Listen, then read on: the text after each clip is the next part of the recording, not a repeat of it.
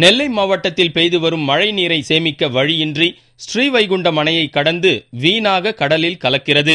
திருநெல்வேலி, தூத்துக்குடி மாவட்டங்களில் 86,000 ஏக்கரில் ஆண்டுக்கு 2 முறை நெல் சாகுபடி நடக்கிறது. இதற்கு ஆதாரமாக இருப்பது தாமிரபரணி ஆற்று பாசனம்தான். வருஷத்துக்கு 2 மழை பெய்யுது, தண்ணி பம்பா கடலுக்கு போகுது. 2 எங்களுக்கு விவசாயம் ரொம்ப பாதிக்கு. நீங்க ஒரு டேம் கட்டினா எங்களுக்கு கொஞ்சம் நல்லதா இருக்கும். பிரிட்டிஷார் காலத்தில் கட்டப்பட்ட பாபநாசம் அணைதான் தாமிரபரணி ஆற்று நீரை சேமித்து ஆண்டு முழுவதும் வழங்குகிறது. 125 ஆண்டுகளுக்கு முன்னர் கட்டப்பட்ட அணைக்கட்டு தற்போது தூர் வாரப்படாமல் உள்ளது. இதனால் 8 அடி தண்ணீரை தேக்க வேண்டிய அணைக்கு தண்ணீர் வந்ததுமே நிற்காமல் வீணாக வெளியேறுகிறது. அணைக்கு வரும் மணலை அப்படியே வெளியேற்ற மணல்வாரி எனப்படும் இரும்பு ஷட்டர்கள் அணையின் 2 ஓரங்களிலும் ஏற்படுத்தினர். மொத்தம் 18 ஷட்டர்களும் தற்போது இயங்காமல் கிடக்கின்றன.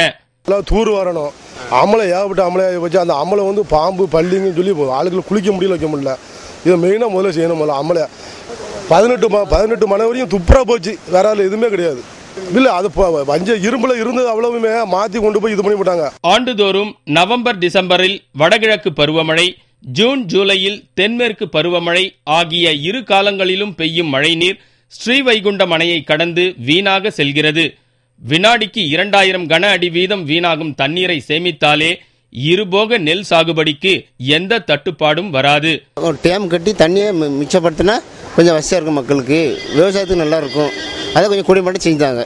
மழை காலங்களில் தண்ணீர் வீணாக செல்வதும், வெயில் காலங்களில் வறட்சியால் குடிநீருக்கு தவிப்பதும் நெல்லை, தூத்துக்குடி மாவட்ட மக்களின் வேதனை. எனவே ஸ்ரீவைகுண்டம் அணைக்கு அருகில் புதிய அணை ஒன்றை கட்ட வேண்டும் என்பது நெல்லை, தூத்துக்குடி மக்களின் நீண்ட நாள் கோரிக்கையாக உள்ளது.